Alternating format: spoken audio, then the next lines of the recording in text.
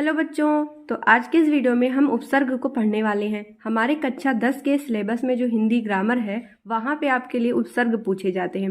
और उस उपसर्ग में जैसे आपको दिया जाता है कि ये शब्द में क्या उपसर्ग लगेगा या फिर ये उपसर्ग लगाकर कोई शब्द बनाइए। आपको उपसर्ग दिए जाते हैं, आपको शब्द बनाने होते हैं या फिर आपको बना बनाया दिया रहेगा, आपको उसमें से सेलेक्ट करना होगा। इस तरीके के आपसे सवाल पूछे जाते हैं।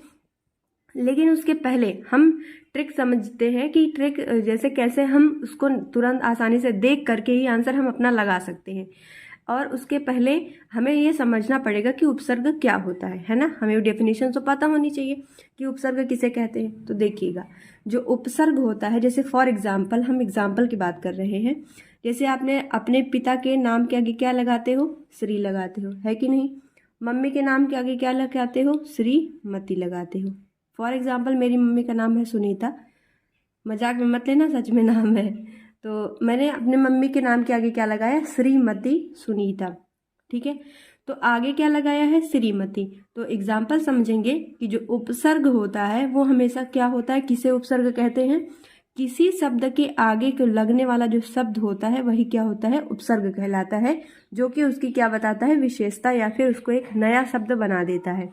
समझ गए? चलिए, अब उपसर्ग की हम बात करते हैं तो उपसर्ग दो टाइप के हमें पढ़ने को मिलते हैं। एक होता है हिंदी का उपसर्ग, एक होता है संस्कृत का उपसर्ग।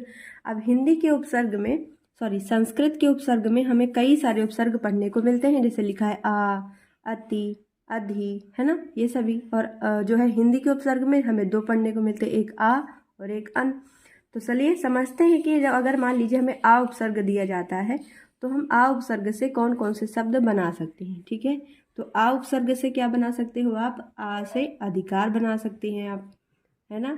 अधिकार के अलावा आ से क्या बना सकते हो? अवकाश बना सकते हो आप, अवकाश। ठीक है, तो ये सभी आप शब्द बना सकते हैं। अब अति से आप पूछा जाए तो अति से क्या बना सकते हो? अत्याचार बना सकते हो, अत्याचार, है ना। और अति से अतिक्रमण, अतिक्रमण बना सकते हैं। अति आवश्यक बना सकते हैं, अति आवश्यक, अति आवश्यक। ठीक है, देखो एक चीज और ध्यान रखो कि जो इस वीडियो को सच में देख लेगा ना, मन से, वास्तविकता में अच्छे से जो इस वीडियो को पढ़ लेगा ना, उसको कभी भी उपसर्ग दिक्कत नहीं होगी, कभी भी नहीं होगी। आप जैसे कोई भी शब्द नहीं भी पढ़े रहोगे तो अब आप अच्छे से अगर आप समझ लिए ना, तो समझ लो कि अगर कोई भी नया भी आपके सामने वर्ड आ गया तो आप उसका भी बना सकते हो। इतने अच्छे तरीके से मैं आपको समझाऊंगी। अब अधि का देखो, अधिकार बना सकते हो, है ना। अब आ से आप अधिकार लिख सकते हो, अधि से भी अधिकार लिख सकते हो। ठीक है, और अधि से क्या बना सकते हो? अधिराज बना सकते हो, अधिराज। समझ गए? चलिए आगे बढ़ते हैं। अन्न से क्या बना सकते हैं आप? अन्न, अन्न जो उपसर्ग है इससे आप क्या बना सकते हो?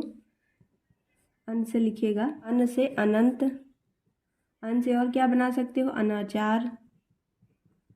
ये सभी शब्द आप बना सकते हैं। अभी से अभी, अभिमान, अभिशाप, अभिशाप, ये सभी आप बना सकते हो। बड़ा आ से आकार बना सकते हो, आकार। और बड़ा आ से क्या बन सकता है? सोचिए कुछ आप भी, आक्रमण। ये सभी आप बना सकते हैं। निर से आप बना सकते हो निरक्षर, है ना। और क्या बना सकते हो? निरंकार। चलिए, अब ये वाला देखो, दोनों निर में अंतर है। ठीक है, यहाँ पे जो रा लगा हुआ है, यहाँ पे हलंत नहीं लगा है, तो ये रा ऐसे ही लिखा जाएगा। लेकिन जिस रा के नीचे आप हलंत देख रहे हो, जब ये रा आपके सामने आएगा तो हमेशा ऐसे शब्द लिखिएगा आप जिसमें जो ये रा है इसकी मात्रा ऐसे ऊपर चली जाए। निर्दोष हो गया, निर्धन हो गया। ठीक है, तो ऐसे बनाना है। दोनों बातों का आप ध्यान रखिएगा।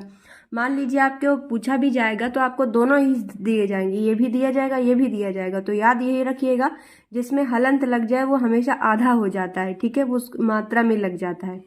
चलिए आगे देखिए, वी से हम क्या लिख सकते हैं? विशेष, विकास, है ना। विकास किसका किसका नाम है आप में से?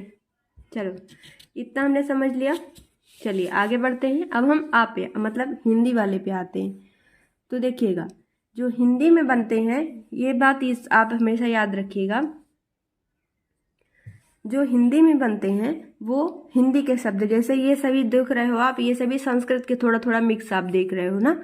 लेकिन जब हिंदी वाले पे बात आओगे तो हिंदी में सीधा सीधा जो हिंदी में हम वर्ड प्रयोग करते हैं उसका करेंगे। जैसे आ से अमोल हो गया, आ से अथाह हो गया, ये सभी हिंदी के शब्द हैं। अब अन से अनमोल कर सकते हो आप, अनमोल। जैसे यहाँ से आ से अमोल था तो यहाँ से अन से अनमोल बना दो, ठीक है। अनमोल के बाद क्या बना सकते हो आप,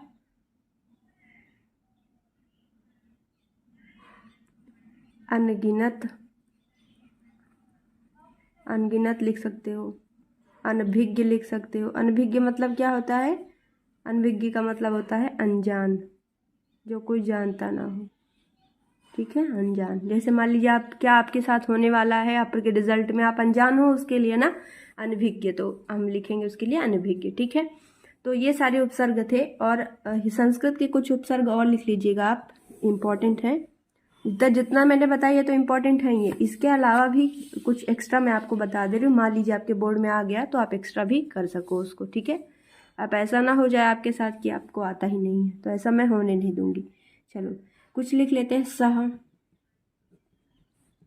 सु, ठीक है, वी तो हो गया है। आप तो सह से सहपाठी आप कर सकते हो। सहपाठी का मतलब क्या होता है, जो आपके साथ में पढ़ाई करता है, क्लासमेट जिसको आप कहते हो, ठीक है। सहमति, सु से लिखो सुव्यवस्थित, सुव्यवस्थित,